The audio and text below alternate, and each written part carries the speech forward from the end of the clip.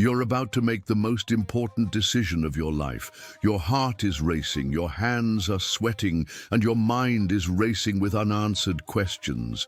You feel an overwhelming unease, almost as if you were on the edge of an invisible abyss. This feeling has a name: anxiety. But what if I told you that anxiety is not an obstacle, but a gateway to something greater?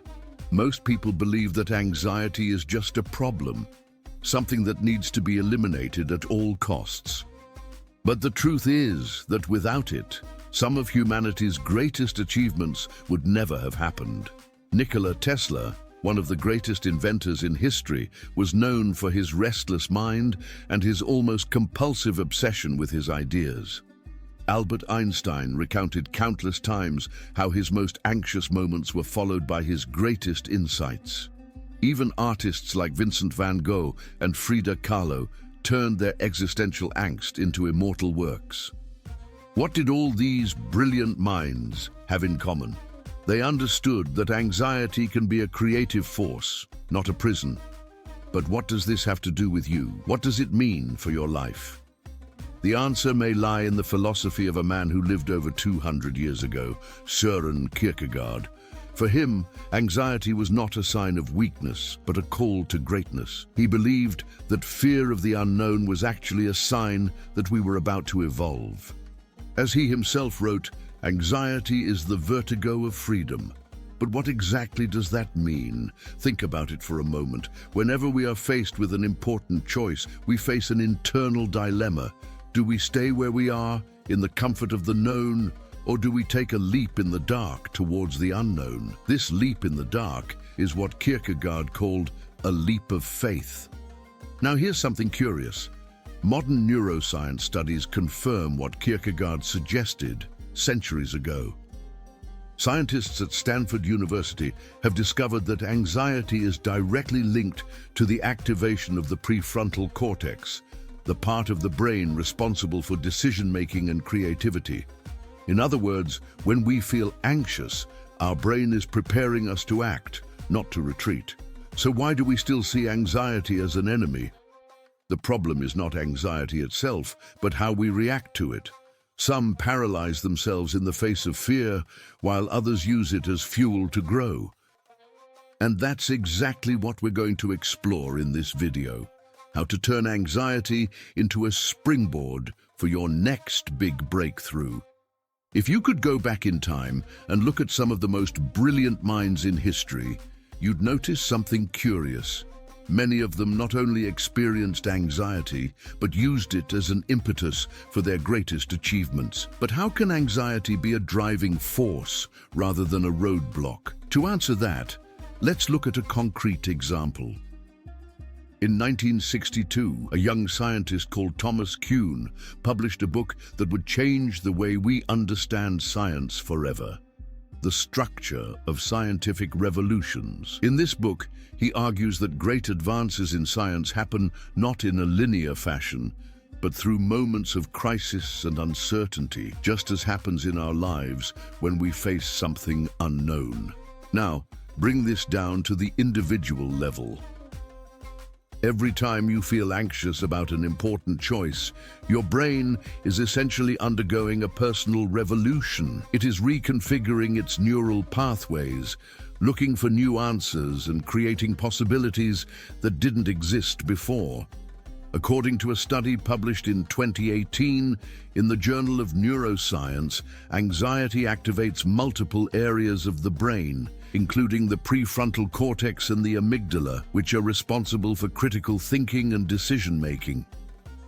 In other words, anxiety is not a sign of weakness, but a biological process designed to boost your adaptation and growth.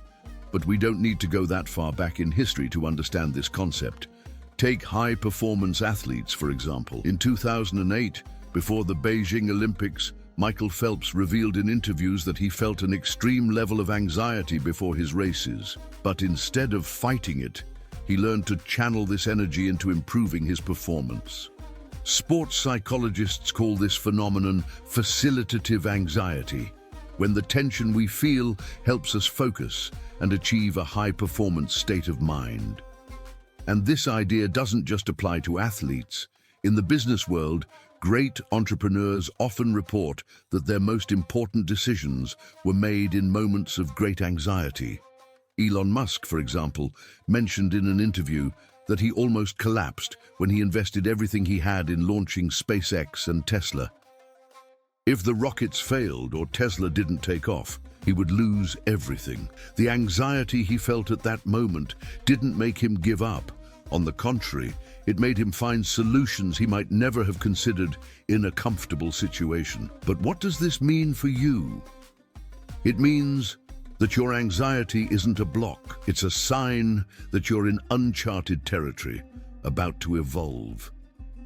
It means that when you feel this restlessness, instead of retreating, you should ask yourself, what is this feeling trying to show me?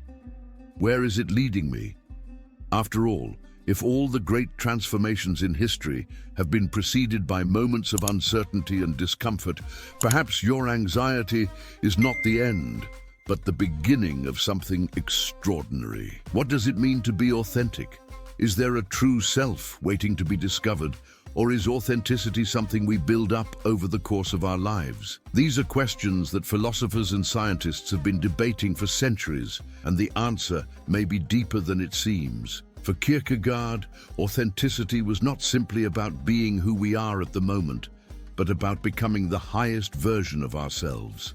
He argued that we live surrounded by social pressures, external expectations, and cultural standards that take us away from our true essence.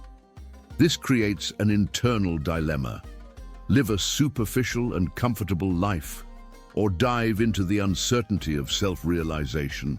But here's the key point. Authenticity is not a fixed state, but a dynamic process. Think of an artist painting a blank canvas. At first, he doesn't know exactly what the end result will look like, but with each stroke, his vision becomes clearer. So it is with human identity. We are not born knowing who we are. We discover ourselves along the way. Now, from the point of view of neuroscience, this makes total sense. Recent studies show that our brains are constantly reconfiguring themselves based on new experiences. A Harvard University study found that neural plasticity, the brain's ability to create and modify connections, is one of the factors that allows us to evolve and adapt. This means that authenticity is not something fixed, but something we cultivate over time as we face challenges and make choices. But there is an obstacle on the path to authenticity: the fear of rejection. Since primitive times, our ancestors have needed to be accepted by the group in order to survive. Being excluded meant danger, and this evolutionary programming still exists within us. Today, this fear manifests itself in the form of social pressure, fear of judgment, and the need for approval. The problem is that the more we try to fit into other people's molds, the further we move away from who we really are. And here comes the concept of subjectivity. Kierkegaard believed that truth is not universal but personal. What works for one person may not work for another, and each individual must walk their own path. This idea is essential because we often seek external answers to internal questions. But true authenticity doesn't come from following ready-made formulas. It arises when we have the courage to question, explore, and choose for ourselves. The challenge is not just to discover who we are, but to have the courage to live according to that truth, even when the world tells us to do otherwise. Because in the end, authenticity isn't about fitting in, it's about breaking free. By the way, if this content is making sense to you and adding value, how about supporting the channel? Subscribe to the channel to keep following our videos. Your support makes all the difference so that this content reaches more people. Freedom, a powerful word, often associated with the absence of limits, the right to do what you want. But does being free simply mean acting without restrictions? Or does true freedom come with something much deeper, responsibility? The existentialist philosopher Jean-Paul Sartre said that we are condemned to freedom.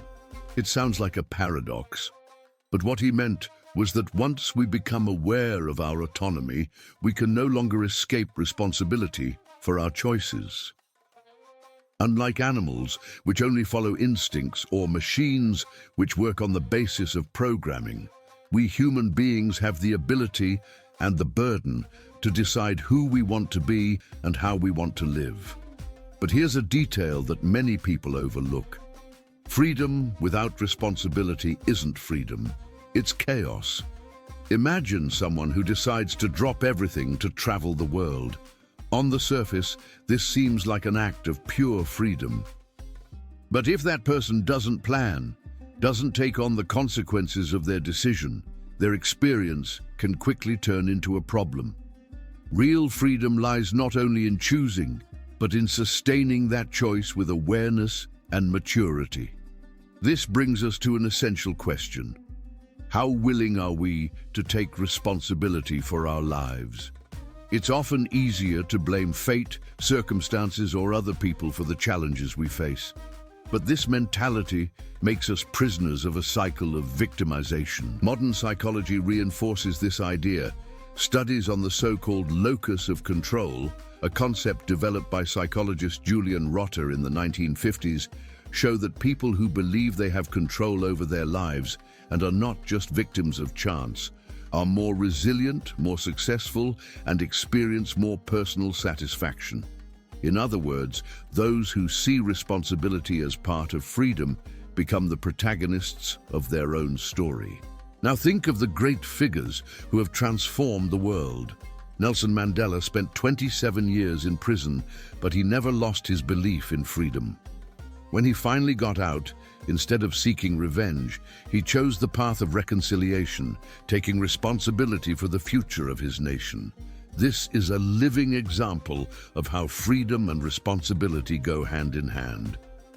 At the end of the day, true freedom does not lie in the absence of rules or the rejection of compromises, but in the ability to make conscious decisions and answer for them. Because being free isn't simply about doing what you want. It's about having the courage to be who you really are and build the life you want. Fear is an essential defense mechanism for survival. It warns us of danger and prepares us to react. However, when it becomes dominant, fear ceases to be an ally and becomes an obstacle. But how can we overcome it? The answer lies not in trying to eliminate it, but in confronting it through action. History shows us that great advances only happen when people decide to act in spite of fear. In 1969, when Neil Armstrong and Buzz Aldrin were about to land on the moon, they faced unforeseen challenges. The lunar module was low on fuel, and any mistake could be fatal. Fear was present, but conscious action led them to success. This iconic moment proved that courage is not the absence of fear. It is acting even when it exists. Neuroscience explains this phenomenon. When we feel fear, our amygdala, a structure in the brain responsible for processing emotions, kicks in and releases adrenaline. This prepares the body to fight, flee, or freeze. However, studies by the University of Cambridge show that when we choose to act, we activate the prefrontal cortex, which is responsible for rational thinking and decision-making. In other words, deliberate action rebalances our brain, preventing fear from taking full control. But what about everyday life? How can we use this knowledge to overcome our own fears? The key is to take the first step, however small.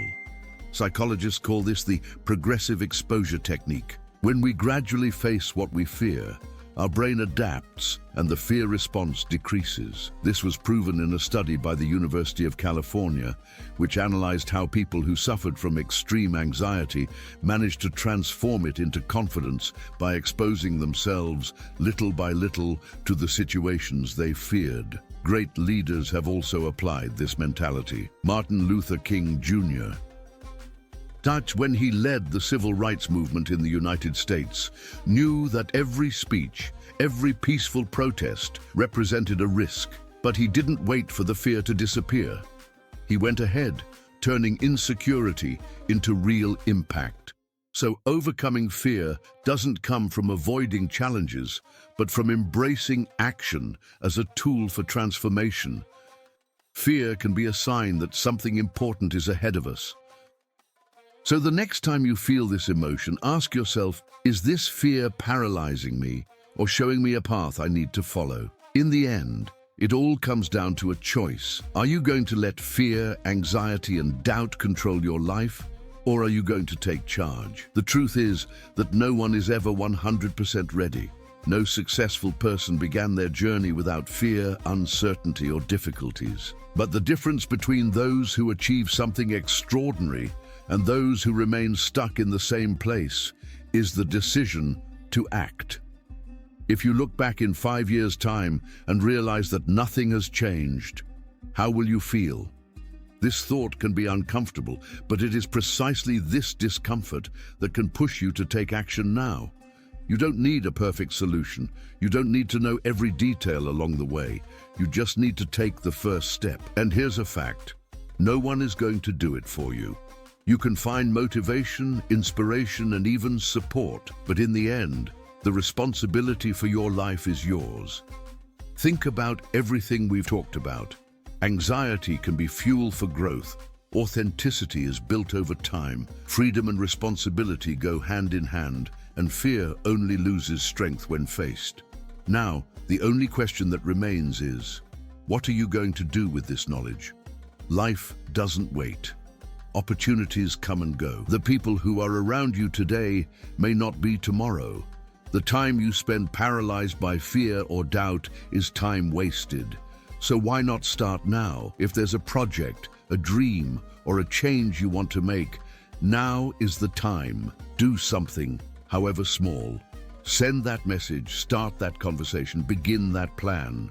Movement generates confidence, action generates clarity, and courage is born in the middle of the process, not before it.